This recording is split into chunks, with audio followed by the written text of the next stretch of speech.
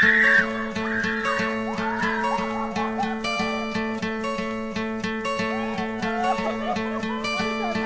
when you take that jump, you don't feel the fall. There's no way. Hope when the water rises, you build a wall. No way.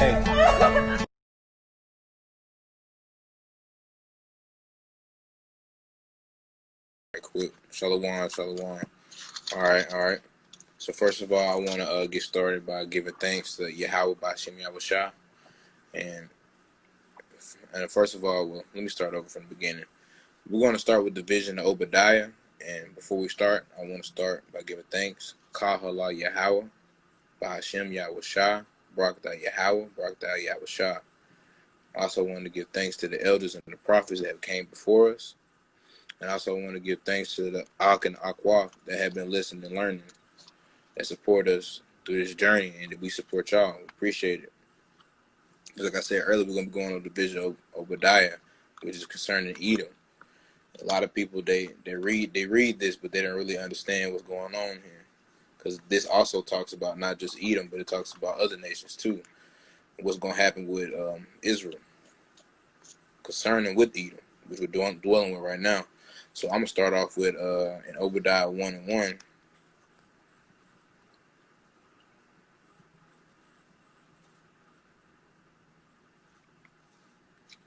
All right, it reads, the vision of Obadiah that says Yahweh, power concerning Edom.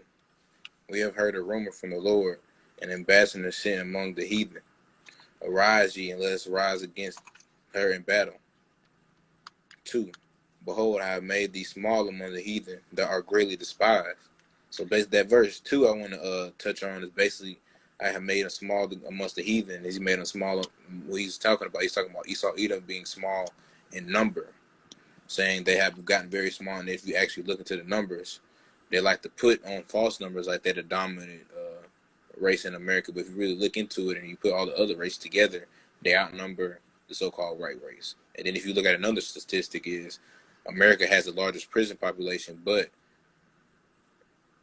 the so-called the smallest population in America, which is so-called Negro, makes up majority of the prison population. So how does that make sense if they're supposed to be the minority? It's just a lot of math that don't make sense. So they'll let you know that Esau Edom is trying to hide something from you, which they always do. They like to lie. They like to hide things. So he has made them small amongst the numbers. Another thing you look into, like their fertility rates are very low. If you look at Jake, and you look at Issachar, and you look at all the other tribes, they're booming. Like they can't stop having kids. So that's all, and also low IQs, and basically just like how you see and just how the society is playing out now. A lot of things that they have established for years are falling. Just like a lot of this history and a lot of this medicine it has a lot of falling. But to get back into the lesson, I'm gonna jump to Isaiah 14:6. They that see shall narrowly look upon and consider thee, saying, "Is this the man that made the earth tremble, that did shake kingdoms?" So that man, he's talking about that man, that son of perdition, which this is talking about Esau Edom, the son of perdition is the son of sin. So he's talking about made the kingdom shake and made the earth tremble. He's talking about how he went with his blessing, which you know is the sword, and went around waging war in different battles with different kingdoms, and used the sword as his basically his tool to get what he want. He want oil, he want money. That's what he's gonna use. And there's gonna come a time where Esau gonna be brought very low, and other people gonna look at him and be like, "Is this the person that made the whole world tremble? That took everything from us and pillaged the people, and we just sit here and let it by?" They're gonna look at him like, "This is the same person we let do all this." So I'm gonna jump down to 2 Thessalonians 2:3. Let no man deceive you by any means, for that it shall not come except the coming and falling away of the first, that the man of sin be revealed, son of perdition, just like I said earlier. Son of perdition, son of sin. And we already know who the son of perdition, so the son of sin is. We talked about that earlier in Esau Edom connection with Cain and Abel, which Cain and Abel is basically the son of the serpent. We also know that means the son of perdition, son of sin, son of Satan. And if you understand, Cain is Esau spiritual. So we understand that, we understand what that ties into. So I'm going to jump down to Obadiah 1:3. The pride of thine heart has deceived thee. Thou dwellest in the clefts of the rock, whose habitation is high. that saith in their heart, she shall bring me down to the ground. So basically, we already know who has a whole bunch of pride, who's pompous, and they're very pompous in what they do. They're pompous in the media. They're pompous in everything they do. They like to play little tricks, little side games in the media. They like to distract people with Black Lives Matter and all these different distractions. So they're very pompous. They're very prideful. Like they think this is going on forever. This is why they always planning for the future. Like they think this will always go on. And so the Most High is telling you, don't let that pride deceive you. He's saying that you sit up high, that you sit up very high in the cliffs. He's talking about Esau Edom that's reigning right now, that's had the rulership in the kingdom over the people, that's ruling unrighteously. And he's saying, who shall bring me down? So Esau Edom is basically saying, he's questioning who shall bring me down. So with that pride, he's basically saying, there's no one here that can contest me. You know, when you get, you have that one person that, he think he can beat up everybody. He's pompous. He gets that pride in him. So he think he can take on everybody. And so he meets that one person, to set him straight. That's what the Most High gonna do. All right. So I'm gonna jump down to Malachi 1:4, where Edom said, "We are impoverished, and we will return and build the desolate places. Thus says the Lord of hosts: They shall build, and I will throw down, and they shall call them the border of wickedness, the people against whom the Lord has had indignation forever." So basically, if we understand the border of wickedness in 1:4, he's talking about the daughter of Babylon, and that is also pertaining to jumping back to early in the fall of 70 A.D. when they basically stood by and let us get pillaged and raped by the Babylonians. He's tapping that all the way back to then, and he's saying he understood that wickedness then. He understood there's going to be wicked all the way up to these days. So he said, I'm just going to name the border of wickedness. That's why in the Bible, if you understand a lot, he refers to them as the wicked. And I'm finished Obadiah. I'm gonna go back to Obadiah 1:4. Thou that exalt thyself as the eagle, thou that settest nest among the stars, this I will bring thee down, says the Lord. So we already know who exalted himself using the eagle as a symbol. We also know about Rome, and we also know about America. We also know about Great Britain. There's a lot of Esau, Edom, ran countries and kingdoms that use the eagle as their sign of their strength. In verse 5. And also another thing I want to touch on is among the stars is basically, Esau Edom is basically preparing for that. He wants that space station. He wants that SpaceX. He wants to wage war against the Most High and the stars. So that's what he's talking about. He tried to set his nest among the stars. Is that he wants to be like the Most High. He wants to be up in the stars. He wants to reign over everybody. That's why he has his technology, so he know what everybody's doing every time. At every instant, he wants to be like the Most High. He wants to know everything about everybody. That's why he's trying to emulate him the best way he can with these worldly things. And Obadiah 1:5. If thieves came out to thee, if robbers by night, how art thou cut off? Would they not have stolen until they have had enough? If the gathered of grapes came to thee, would they not have left some grapes? So basically saying, if a robber come and steal grapes, wouldn't the robber leave some for the people? Just don't eat them all. Like, don't take them all. Leave a little bit for the people to come back. He's saying, no, Esau Edom, he's going to take all the grapes. He ain't leaving none for nobody.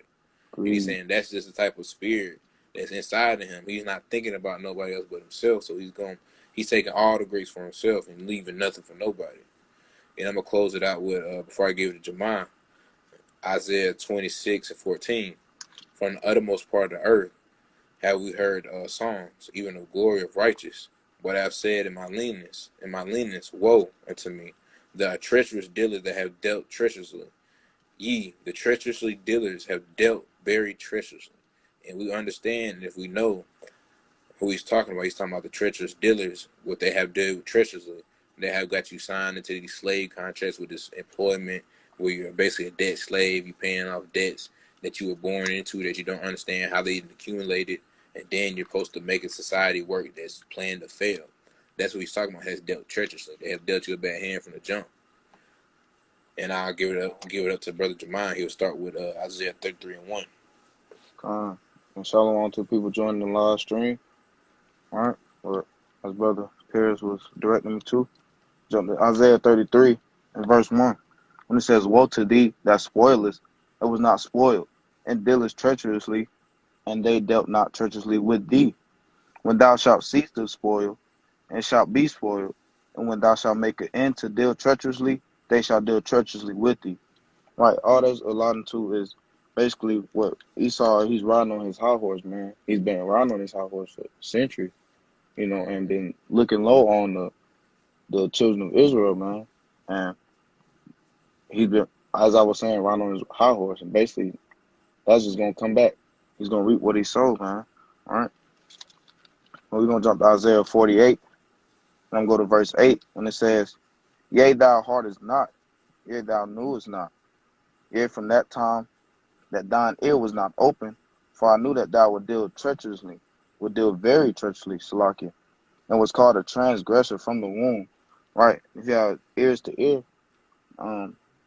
transgression is basically when you're going against the law. Sin is transgression of the law, Salakia. But that's basically what Esau has been since he's came from the womb, man. He's just been against what the Most High wants us to act as, man. But that's his lot. That's what he's supposed to do. He's going to play as the wicked, for someone for the Most High to bring down upon his return. But Esau has basically been made bare, man. And I'm gonna jump back to Obadiah. All right. I'm gonna go to verse 6. And it says, How are the things of Esau searched out? How are his hid things sought up? Right, the things of Esau are his wicked deeds, man. How are they sought up? And that one way, and one strong way of that is through this truth, man. That's why he despised the truth. He despised the Israelites, the woken people that are upon the oppressed people, man. Because we just saw now all the things, all his hidden things that are evil, man, are wicked. And we're exposing him, putting that mirror up to his face, man. All right? But I'm going to jump to Isaiah, all right, chapter 19. I'm going to go to verse 3. It says, And the spirit of Egypt, if you have ears to hear, Egypt is allotted to present-day Babylon, which is also America, all right, shall fail in the midst thereof, and I will destroy the counsel thereof, and they shall seek to the idols, and to the charmers, and to them that have familiar spirits, and to the wizards.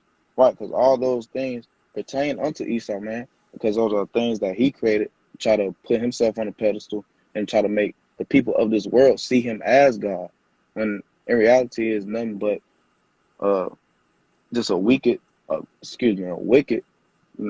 piece of creation that was used to eschew wickedness upon the earth, man. All right, I'm gonna go to Isaiah. No, so like Jeremiah.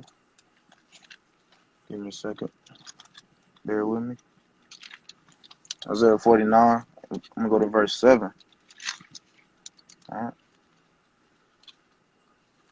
And it says, Concerning Edom, thus saith Yahweh, Lord of hosts, is wisdom no more in Teman, which is allotted to present day Edom or Idumea, right? Is counsel perished from the prudent? Is their wisdom vanished? Right. Because at this time now, Esau, he's been being made bare. We've been exposing him and all his wickedness, and the wickedness in Hollywood with the pedophilia circle, and all that between the big known celebrities and politicians, right? Give me a second. Jump to Ecclesiastes chapter 12 and verse 5. Second. Bear with me. Turn off my old view. Yeah, man. Esau's being exposed, man. He's been made bare. Mm-hmm. All right? The Most High gonna deal with him accordingly. All right? All right? Give me a second. I'm trying to find it. There we go. All right, Ecclesiastes chapter 12 and verse 5. And it says, Also, when they shall be afraid of that which is high. What is high? The Most High, man, is right there in broad colors. Right? And fear shall be in the way, and the almond tree shall flourish, and the grasshopper shall be a burden, and desire shall fail, because man goeth to his long home. His long home is his seed being cut off eventually, man, which we're going to allude to that later, And the mourners, so I could go about the streets. Right? He's talking about the destruction of Edom, man, because they just doomed to be wiped off the face of the earth after they served us. All right. Well, we'll jump to Isaiah 47. Salakia. Chapter 12. Isaiah 47, Salakia. I'm going to go to verse 12. Wait a second.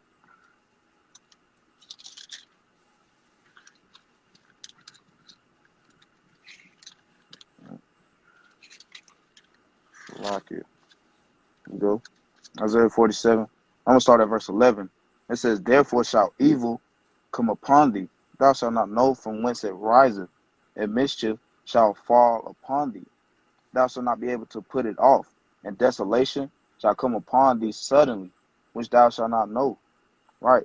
And what is that desolation that shall come upon suddenly? Talking about the day of the Lord, man, when the justice is served upon Esau, man. All right.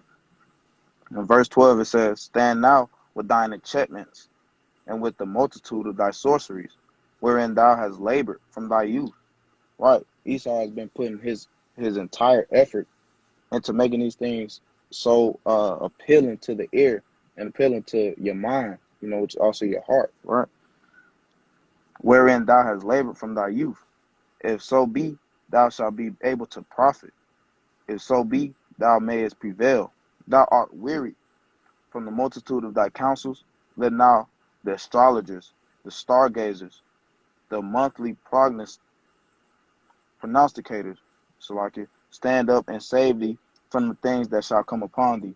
Right, because all these things that Esau has been putting out across this planet, right, to put himself on a higher pedestal, all those things he's not gonna be able to go to when the day of the Lord comes, because he's just gonna have to meet his maker, like we said earlier, man, and he's not gonna be able to escape. The Lord's real cunning, because he's telling them to go to those things that they have created and see if they'll save them from him. Which I mean, that's all right. But before I get back to Paris, jump to Jeremiah chapter 49 and verse 10. And it says, but I have made Esau bare. I have uncovered his secret places, and he shall not be able to hide himself. His seed is spoiled, and his brethren and his neighbors, and he is not. Right, man. Exactly what I was alluding to earlier. Esau is about to be wiped off the face of the earth, man, because of his wickedness. And he has not been able to reap. Right? But I'm going to give the brother Paris, man. He's going to keep the lesson going. And just like Brother Jamal was talking about, he's talking about that they were going to go to all their counselors, their astrologers, and their stargazers. He's talking about like the fake pastors, and he's talking about people have different they're into their different your different astrology, all these different things that people are into, or spirituality, quote unquote, what they call it when they're into African spirituality, whatever. They said these people are going to go back to these things and try to use them and try to say these are going to help me. But that's why he's saying he's going to make a bear. He's going to bring it out that all these things are false. They're all in the devil. And I'm going to jump to Romans 9 and 13. As it is written, Jacob I have I loved, Esau have I hated.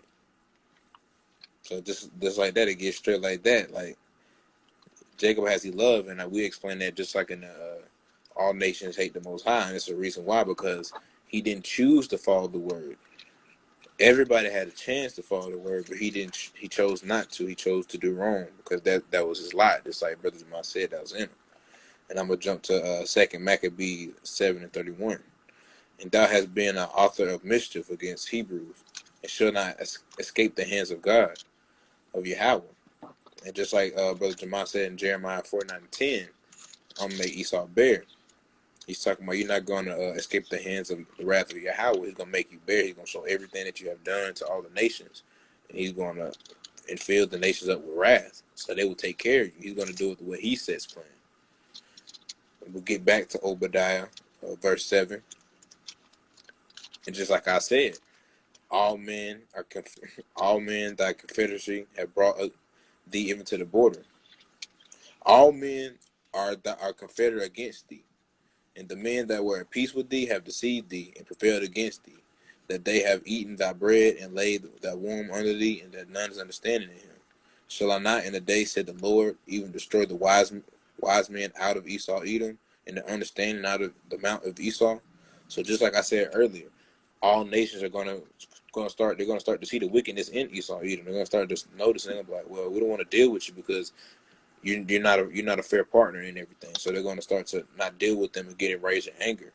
And they said that everybody they're going to be confederate against him, and they're going to understand there's no understanding in him that he's nothing but wickedness, and that everything that's happened in the earth that has been wicked is stem and come from Esau, Edom. And if you want to be righteous, you have to cleave on to Israel, Yasharallah. That's what they're going to get their understanding from. But this is going to be in the latter days when Yahweh has the wrath, and he puts his foot down. But I'm gonna jump down to verse 8. And shall I not in the days to the Lord? Oh, Salakia. Proverbs 17:4. And a wicked doer give heed to false lips, and a liar giveth ear to a naughty tongue. In Psalm 64:8. They shall make their own tongue fall upon themselves, and all that see them shall flee away. So just like we see videos that me, Brother Jemiah, and Brother Darian post, where we have so-called Edomites, they're basically exposing Esau Edom for the wickedness. They're exposing them for being the fake Jews. They're exposing them for just plotting evil and malicious plans that people don't know about. Just like the Titanic was a plan that was contrived to basically benefit people like the Rockefellers and the Rothschilds, because they were billionaires that was on that boat, and they had more influence than them. But if you kill them off, you take their assets, then you're richer than them. And they've been doing things like this behind the closed doors for a very long time. And Esau Edom, he has been telling himself, basically. That's what that's talking about. And I'm going to jump down to Job 13:4. But ye are forger of lies, and ye are physicians of no value. And just like I said again, that goes to just like the history. We can talk about the history for the biggest thing. They teach you all throughout history that all the European, all the people that are European that come from the kings, they're all so-called Edomites or so-called white, when that's not even the truth. Most so-called black people, Negroes, came from Europe, traveled here after they got kicked out from the race riots. Esau Edom is from the caves, but he don't want to talk about that. He wants to hide that. Clefts in the rocks. The clefts in the rocks is like we talked about earlier.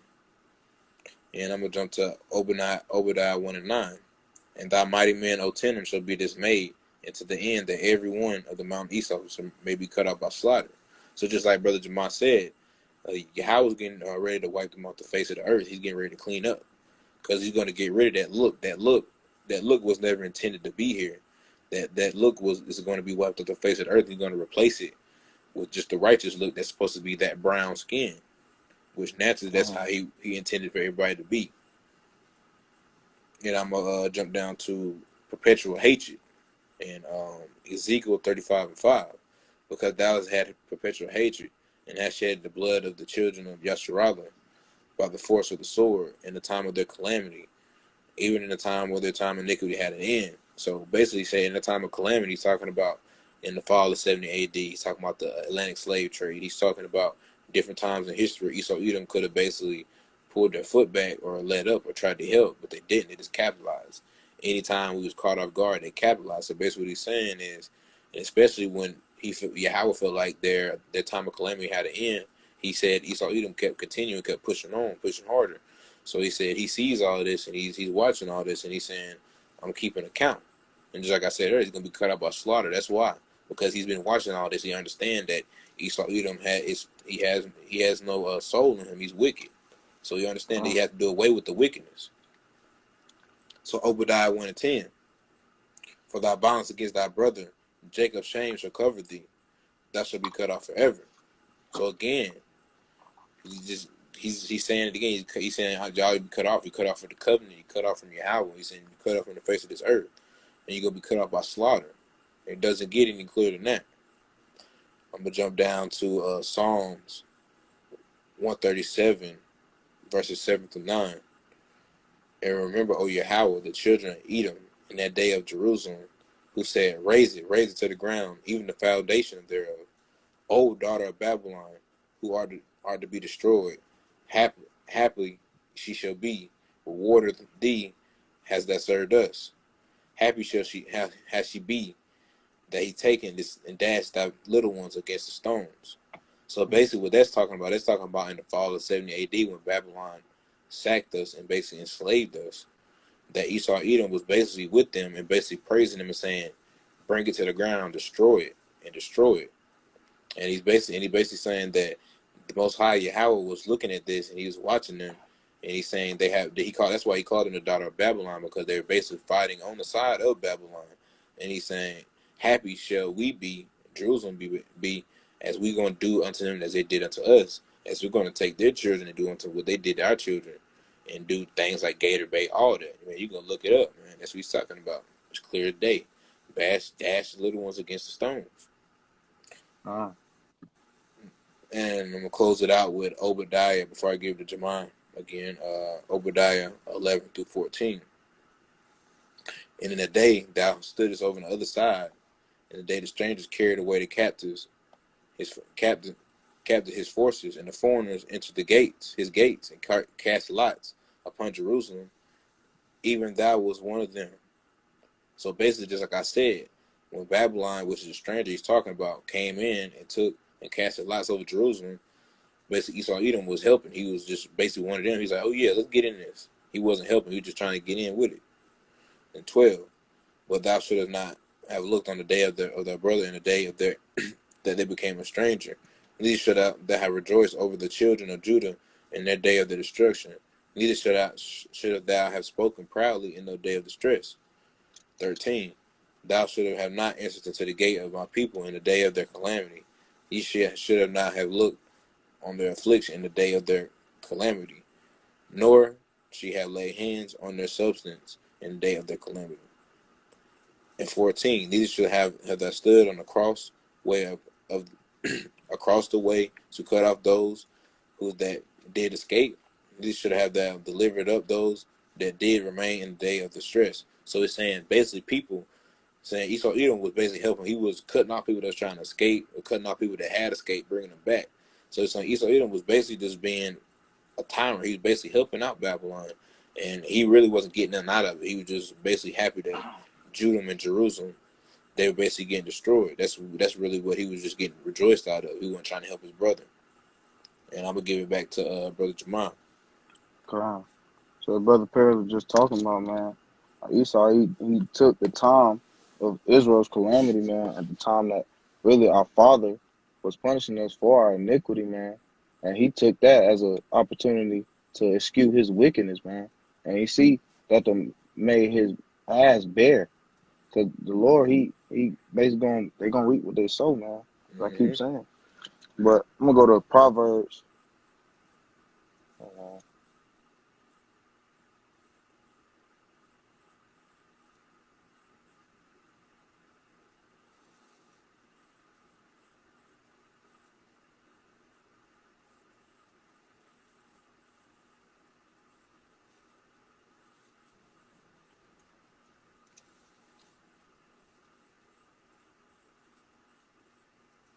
Poor connection. I just had to let it get back right. But I'm saying I'm jumping to Proverbs chapter 1. Go ahead when you're ready. Yeah, I'm going to Proverbs chapter 1. I'm going to start at verse 26. It says, I will also laugh at your calamity. I will mock when your fear cometh. Right, the Most High is going to laugh at the time when Esau reaps what he sowed, man. Right, at the time that basically Edom is going to begin their destruction. All of Israel, as well as with the Most High, we're going to be laughing at them, man. Because they have yet to been able to receive that, which they have been, reaping across this earth, man. But keep going. When your fear cometh as desolation, and your destruction cometh as a whirlwind, when distress and anguish cometh upon you, then shall they call upon me, but I will not answer. They shall seek me early, but they shall not find me. Right, at the time that Esau is going to be reaping what he's sowing, right, he's going to be calling out to the Lord, man, and be even calling on that wicked name of Jesus Christ, man. I mean, not, but just throw that out. But they're going to be calling for that name, and they still going to be suffering what they needed to reap, bro. But I'm going to jump back to the vision of Obadiah. I'm going to go to verse 15. It says, for the day of the Lord is near upon all the heathen. As thou hast done, it shall be done unto thee. Thy reward shall return upon thy own head. Right? The Lord is about a just weight, man, and just balance. You feel me? And basically, like I was saying, Esau is going to reap what he sowed, man. Oh, Brother Darren was throwing in the 2/3 too, man. The 2/3 Mm-hmm. that love Esau, man. That love to be with him hand in hand, man. Right? Yeah, the one do But these quote unquote holidays with them. want to celebrate these wicked holidays, but don't want to look into them. Right? Be, just want to follow that broad gate, man. That broad gate Want to of be like destruction. want the white picket fence with the house like Esau. Right? That's what they want. And Now they and the just want to golden be like retriever. Esau. Right? Like Esau. They want the car like Esau. They want the truck like Esau. Right. All happiness, man. But Mm-hmm. at this time right now, as we've been speaking, that like how Brother Paris had alluded to, right? The Lord said, Jacob have I loved, but Esau have I hated. That's also alluding to the end of this world, man. But how do you know that is the end of this world? We're gonna jump to Second Esdras, chapter 6, and I'm gonna go to verse 7. It says, Then I answered and said, What shall be the parting asunder of the times? Or when shall the end of the first and the beginning of it that followeth? Right, it's talking about the end of the world to come and the world that will be soon to follow after. Right? Verse 8 it says, And he said unto me, the Lord said unto Esdras, from Abraham unto Isaac, when Jacob and Esau were born of him, Jacob's hand held first the heel of Esau. For Esau is the end of the world, and Jacob is the beginning of it that followeth. Right. So that reign, Esau's reign right now, is the start of the end of the world, man. And Jacob's reign, which is alluded to when Israel is back into reigning across the world, and the world will be living and operating in righteousness, you know, that is the world that is soon to come after all the destruction of Babylon, right? The cutting off of the 2/3, right? The desolation of Edom and Babylon the Great, right? But I'm gonna jump back to Obadiah. I'm gonna start at verse 16. It says, For as ye have drunk upon my holy mountain. What is the holy mountain? The holy mountain is Israel, right? Esau is drunken upon that holy mountain, man. So shall all the heathen drink continually. Yea, they shall drink, and they shall swallow down, and they shall be as though they had not been. Right? The Most High is going to wipe the existence of Esau off the face of the earth, man. And you know what's funny is that Esau, through all this time out, he's been striving to make sure that his name is known, right? And that his presence has been felt across this earth, man. But little does he know, the Most High, he going to come and do away with that as if it had never been, man. Right? But to continue, but upon Mount Zion, which is alluding to Israel, shall be deliverance, and there shall be holiness, and the house of Jacob shall possess their possessions, man. Right, the possession, one of them that I could definitely allude to is the land of Israel itself, man, because the so-called Israelis that are over there, or the Jews that are over there, are not actual Jews, but they are the synagogue of Satan, pursuing the Revelations chapter 2 and verse 9. Right. They're To continue, Khazarians. right, right, the Amalekites, man. Mm-hmm. But to continue, verse 18, it says, And the house of Jacob shall be a fire, and the house of Joseph a flame, and the house of Esau for stubble. Right. And the houses he's alluding to is not talking about actual houses. The houses are alluding to the families, man. The families of Jacob, which allude to the 12 tribes of Israel. The house of Joseph, which is alluding to the tribe of Ephraim, I believe, or Manasseh, one of those. Both. And the house of, Correct. yeah, right. And the house of Esau, he's talking about his descendants, man. All the so-called white people that are upon this earth as we speak, man. They're gonna be as stubble, right? The house of Judah and Joseph will be the igniting and engulfing flame of the Lord, man. To continue, and it says, And they shall kindle in them and devour them. Come on. And there shall not be any remaining of the house of Esau, for the Lord has spoken it. Right? We've been that's just solidifying and confirming what we've been talking about this whole time. Esau being wiped off the face of the earth. Right? He's gonna reap what he sowed. He's gonna Exactly. be served justice. Mm-hmm. Yeah, and then he's gonna be wiped off the face of the earth, man. All right, but before I get back to Brother Paris, I'm gonna go to Ezekiel chapter 9. So I'll give in a second. Bear with me. Here we go. Go to Ezekiel chapter 9. Go to verse 10. It says, "And as for me also, mine eye shall not spare, neither will I have pity, but I will recompense their way upon their head." Right. That's basically what the whole point of the message is, man. Esau's being, and these nations are going to reap what they've sown against the children of Israel, man. But let me get back to Brother Paris.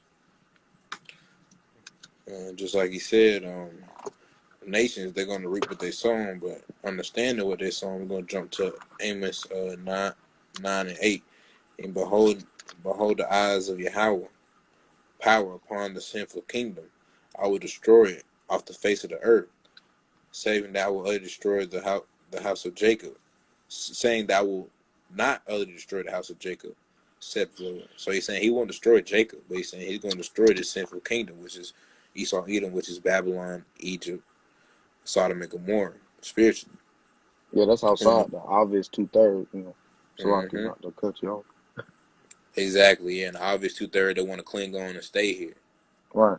In Joel 3 and 19, and Egypt shall fall by desolation, and Egypt and Edom shall be a desolation of wilderness for the violence against the children of Judah, because they have shed innocent blood in their land. So just like he said again, they shed innocent blood of Judah, they're spreading innocent blood of all the 12 tribes, and they're spreading innocent blood this period. They're going on the earth just bloodshedding because they're getting drunk off of that. And that's what he was alluding to earlier. He's saying he's getting drunk off that mountain, he's getting drunk off that blood. You just like a murderer. A murderer, he has his one murder, and he does it again and again. He gets drunk off the thrill of doing it, and that's what Esau Edom's right now. That's where he's at. He's basically he's on the fritz. He's on his last. He's on edge. If somebody's on edge, he just do anything for any reason. And I'm gonna jump back down to Jeremiah 49 and 17, and also Edom shall be desolation, and everyone that goeth shall be astonished, and say his and shall his of all the plagues thereof. 18. And as in the overthrow of Sodom and Gomorrah, the neighbor city thereof, said the Lord, no man shall abide thee there, neither shall a son of man dwell in. And I'm gonna jump back to Obadiah 19.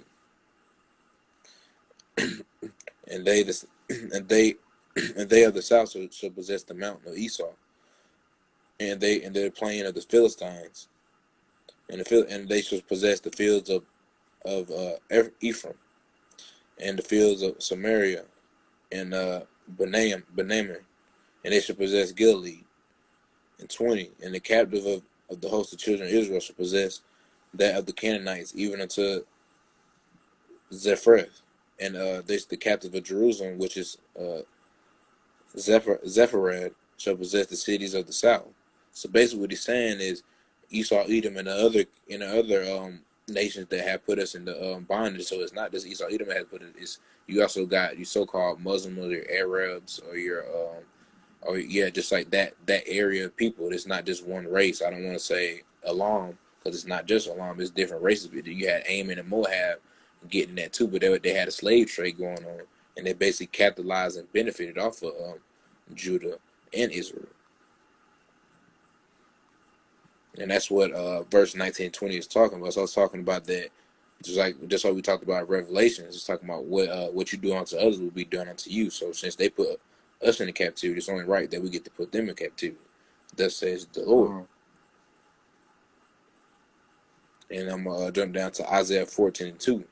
And the people shall take them and bring them into their land, and the house of Israel shall possess them in the land of the Lord for servants and handmaids, and they shall take them captives, whose captives they were, and they shall rule over their possessors. So, I mean, I don't have to explain that. That just basically, edification. Isaiah 14:2. In Obadiah 1, I'm going to jump down to Obadiah 1:21. And the Savior shall come up the Mount Zion to judge the Mount of Esau, and the kingdom shall be Yahweh's. So basically, we already know. We already know who the saviors are that shall come up the Mount Zion. We already know that's the prophets. The prophets that have been pushing this truth. That's been out here pushing this truth since the beginning. And I'm gonna turn it over to Brother Jamal. Let him finish it up. All right, we're gonna get a few more precepts and then gonna wrap it up, man. But I'm gonna jump to Jeremiah chapter 51. I'm gonna go to verse 7. Now I'm gonna start at verse 6. You know, it says, "Flee out of the midst of Babylon, come and deliver every man his soul. Be not cut off in her iniquity, man, the abundance of sins. For this is the time of the Lord's vengeance, and he will render unto her a recompense," man. Right, that's talking about the Lord serving Esau what he's been reaping across his earth, man, across his planet. You see, Mm-hmm. he's led desolate his oceans, the Lord's oceans, when I'm referring to it. He's led desolate the animals within the ocean and has sold them for his profit. Right. They have tainted our people to believing that they could think that they could eat these abominable foods, which Mm-hmm. are hated by the Lord, with pork, with, as I was saying, seafood, right? All these abominable foods that Esau makes a profit off of, right? But to continue, verse 7, Salaki says, "Babylon hath been a golden cup in the Lord's hand that made all the earth drunken. The nations have drunken of her wine, therefore the nations are mad." Right. Esau and Babylon, they have had an influence across the earth, man. And, they love to say America is the melting pot of the world because you have all Mm-hmm. these different nations here. But little also do they know that America's influence across the earth has been obviously a wicked influence, man. With America being, I believe, one of the only places to really condemn and to deem acceptable homosexuality and, you know, those wicked things, Yeah, pedophilia, one of the you know, first. They were one of the first. right, right. And those things are abomination to the Most High, man. And they're going to get destroyed. Thus said the Lord. But to continue, said Babylon is suddenly fallen and destroyed. Howl for her. Take balm for her pain. If so, she may be healed. The Lord said Babylon going to need some Vaseline, man, to heal them up from the destruction he about to bring upon them. But little do they know, Babylon won't be healed, right? And that's alluding to verse 9.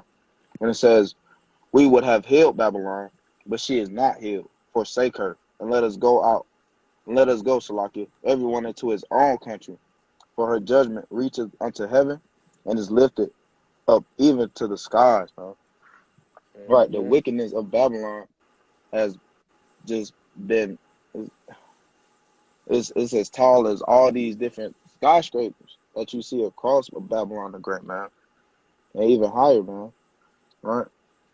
But to continue, I'm gonna jump to Revelation 18. I'm gonna start at verse 4. Salaki. All right. And it says, "And I heard another voice from heaven saying, Come out of her, my people. Who is my people? Israel, Yasha Allah.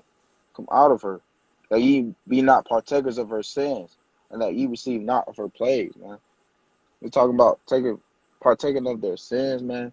As you see how people have been tainted by a lot of our people, especially, the so-called Negroes, they take part into that homosexuality, right, and interracial marriage, right, the mixing of the nations, which is also, not approved by the Most High, right, taking on those heathen customs, like smoking weed, you know, all those different wicked things, man, that if the Most High catch you doing it upon his return, you're going to get destroyed, man, right?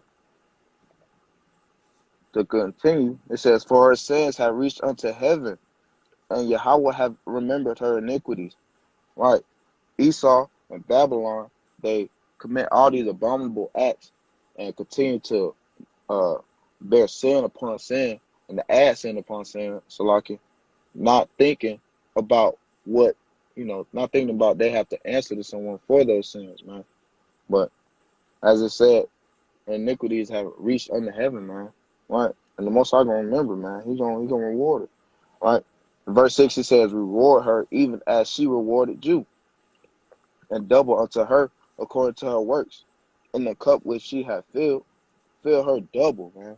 So everything that Esau has skewed upon the earth, everything that Babylon has influenced upon the earth, which is riches gotten by deceit, and with Esau, he's gotten everything by rape, rob, and murder.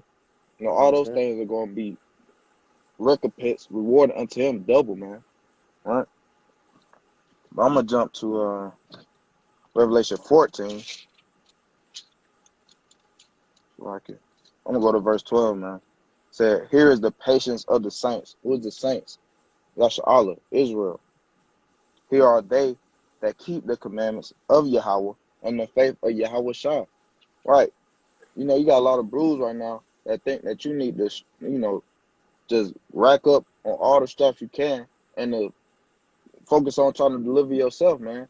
It says here is the patience of the saints, man. You have to rely and have faith and have hope and salvation. Well, you have to have hope for salvation from the Most High, Yahweh Shem Shai. And it will come back and reward unto the heathen all that they have sown, and that within him rewarding the heathen, that we all get saved, man. Right? Yahweh Ratazah, meaning the Most High willing. But I'm going to jump to Revelation 30. Well, before I go to that, I'm going to jump to add a couple more precepts in there before I finish it up. Salaki, going on spirit.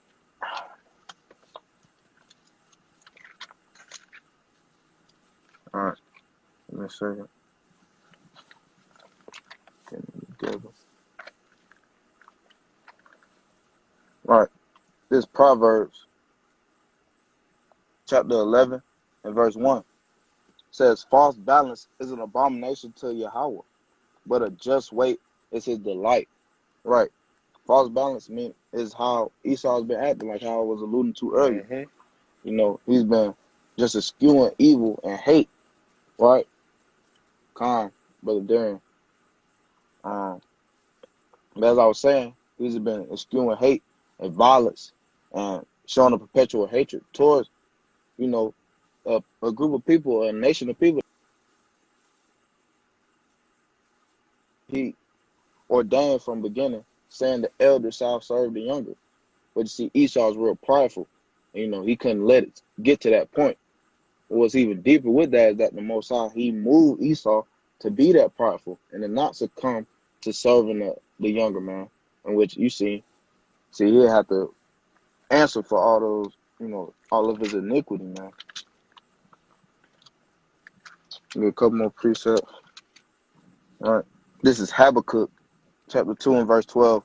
It says, woe to him that buildeth a town with blood and establish a city by iniquity, man. All right, that's going to what I was talking about earlier, man. Esau, he's gotten his reign and his territory, and he's put himself on his pedestal through blood, right, and iniquity. And like I was saying, rape, rob, and murder. That's their motto, man. That's what they love to do. Right? But as I was saying in Proverbs 11 and verse 1, how a false balance is an abomination to the Most High, and a just weight is his delight. What is that just weight? I got you. Ended off with Revelation 13 and verse 10. That just weight, man. He that leadeth into captivity shall go into captivity. He that killeth with the sword must be killed with the sword. Here's the patience and the faith of the saints, man. Right. That just alluding to everything that this lesson has been about. Right. Esau and Edom reaping what they have sown across the planet, man. Right. And that being the patience and the faith of the saints, being the patience and the faith of Israel, man. But with that, I want to give all glory and honor to Yahweh, by Hashem Mashiach, Wamalak Yahweh Shai. Double honor to the elect elders of the house of David, the apostles pushing this truth for decades and decades. I'm going to get a hearty shalom to the hopefully elect out there. All right. A hearty shalom to the Akim and Aqua. Keep the faith is strong. Stay strong, man. Kwame Yasha'Allah. Shalom. Shalom.